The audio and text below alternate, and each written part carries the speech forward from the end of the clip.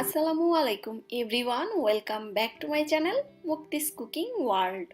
আজকে আমি আপনাদেরকে তৈরি করে দেখাবো দেশি স্টাইলের স্পাইসি মাসালা পাস্তা। একদমই ঘরে থাকা খুবই সাধারণ কিছু উপকরণ দিয়ে তৈরি করা হয়, তৈরি করতেও সময় লাগে খুবই কম, বাট এটা খেতে কিন্তু অনেক মজার হয়ে থাকে। আশা করছি আপনাদের কাছে আমার আজকের ভিডিওটা ভালো লাগবে। ভালো লাগলে অবশ্যই ভিডিওটিতে একটা লাইক দিবেন এবং চ্যানেলটি সাবস্ক্রাইব করে পাশেই থাকবেন। তো চলুন দেখে নেওয়া যাক কিভাবে তৈরি করতে হয়। প্রথমেই আমি পাস্তাটা সিদ্ধ করে নিব। এর জন্য চুলা একটা হাঁড়িতে আমি বেশ কিছুটা পানি গরম করে নিয়েছি। এবার এর মধ্যে দিয়ে দিচ্ছি মেজারমেন্ট কাপের 2 কাপ পরিমাণ পাস্তা। আপনারা এখানে যে কোনো ধরনের পাস্তাই ব্যবহার করতে পারবেন। পাস্তার জন্য আধা চা চামচ পরিমাণ লবণ দিয়ে দিলাম এবং সব কিছু একসঙ্গে ভালোভাবে একটু মিশিয়ে নিচ্ছি। গরম পানিতে পাস্তা দিলে সাথে সাথে একটু মিশিয়ে নেবেন, তা না হলে কিন্তু আবার দলা পাকিয়ে যায়। এবার পাস্তাগুলো আমি মাঝারি আঁচে সিদ্ধ করে নিব। প্রত্যেকটা ব্র্যান্ডের পাস্তার গায়ে কিন্তু ইনস্ট্রাকশন দেওয়া থাকে যে পাস্তাগুলো কত মিনিট সিদ্ধ করতে হবে, তো সেটা দেখে আপনারা সিদ্ধ করে নেবেন। আমি এই পাস্তাগুলোকে 10 মিনিটের মতো সিদ্ধ করে নিয়েছি এবং আমার পাস্তাগুলো সিদ্ধ হয়ে গিয়েছে। এবার আমি চুলা থেকে নামিয়ে নিব। পাস্তাগুলোকে অতিরিক্ত নরম করে সিদ্ধ করবেন না। তো আমি সবটুকু পাস্তা তুলে নিচ্ছি। পাস্তাগুলো তুলে নেওয়ার পরে ওই একই হাঁড়িতে আমি দিয়ে দিচ্ছি 1 টেবিল চামচ পরিমাণ রান্নার রেগুলার তেল। তেলটা গরম হয়ে যাওয়ার পরে এর মধ্যে আমি দিয়ে দিচ্ছি 2টো ডিম। আর ডিমের জন্য এখানে আমি একদম সামান্য একটু লবণ দিয়ে দিচ্ছি। এবার ডিম দুটোকে আমি স্ক্রাম্বল করে নিব বা ভেঙে নিব। জাস্ট এভাবে অনবরত নাড়াচাড়া করলেই ডিমটা ঝুরি হয়ে যাবে, এটা সবাই পারেন, যাই হোক আর কি। তো ডিমটা এরকম হালকা একটু ঝুরি করে ভাজা ভাজা করে নিয়ে আমি তুলে নিচ্ছি।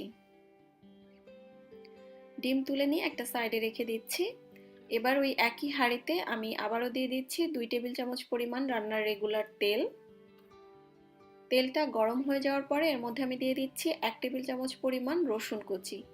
এবার রসুন কুচিটা তেলের মধ্যে হালকা একটু লালচে হয়ে যাওয়া পর্যন্ত ভেজে নিচ্ছি। রসুন কুচিটা ভেজে নেওয়ার পরে এবার এর মধ্যে আমি দিয়ে দিচ্ছি আধা কাপ পরিমাণ পেঁয়াজ কুচি। এবার পেঁয়াজটাকেও হালকা একটু সফট হয়ে যাওয়া পর্যন্ত ভেজে নিব।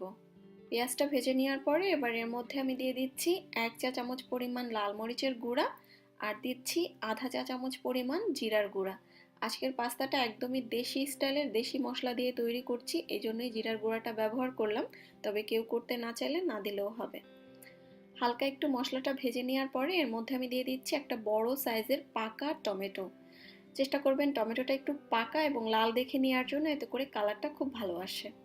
টমেটোটা ভালোভাবে মশলার সঙ্গে একটু মিশিয়ে নেওয়ার পরে এই মশলার জন্য যতটুকু লবণ দরকার অতটুকু লবণ দিয়ে দিচ্ছি।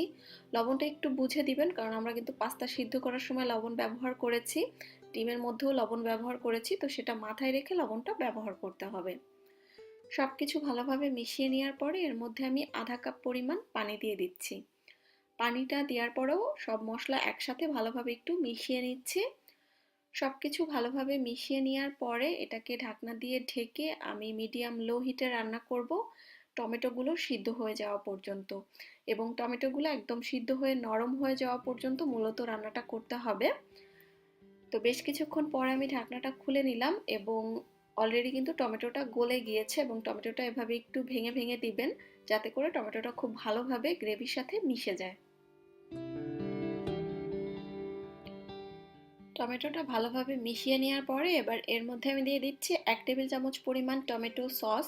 টমেটো সসটা অপশনাল, হাতের কাছে না থাকলে না দিলেও হবে, তবে দিলে কালারটা কিন্তু খুব সুন্দর আসে।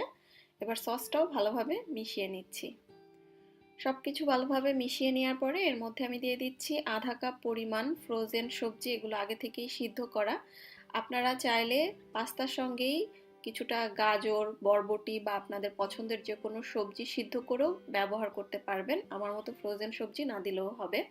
তো আপনার নিজের পছন্দ অনুযায়ী আপনারা এখানে যে কোনো সবজি দিতে পারবেন, তবে সবজিটা একটু সিদ্ধ করে ব্যবহার করতে হবে।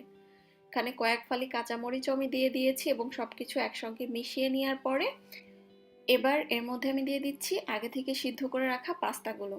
পাস্তা দেওয়ার পরে সবকিছু মিশিয়ে নিতে হবে এবং এর মধ্যে দিয়ে দিতে হবে সেই স্ক্র্যাম্বল করে রাখা ডিমটা। আমি খুবই দুঃখিত, ডিম দেওয়ার অংশটা কোনো একটা কারণে আমার ক্যামেরায় রেকর্ড হয়নি, তাই দেখাতে পারলাম না। আপনারা জাস্ট স্ক্র্যাম্বল করা এগটা এর মধ্যে দিয়ে মিশিয়ে নেবেন। আর এই তো আমার পাস্তাটা রেডি হয়ে গিয়েছে। আমি চুলা থেকে নামিয়ে এবার গরম গরম পরিবেশন করে নিচ্ছি। তো তৈরি হয়ে গেল আমার একদম দেশি স্টাইলের স্পাইসি মাসালা পাস্তা। আপনারা এভাবে রেসিপিটা ট্রাই করে দেখতে পারেন, খুবই সহজ, একদমই ঘরোয়া উপকরণে তৈরি করা হয়, বাট এটা কিন্তু খেতে অনেক মজার হয়ে থাকে। তো আশা করছি আপনাদের কাছে আমার আজকের রেসিপিটা ভালো লেগেছে। ভালো লাগলে ভিডিওটাতে একটা লাইক দেওয়ার অনুরোধ রইল। আজকের মতো আমি এখানেই বিদায় নিচ্ছি। আল্লাহ হাফেজ।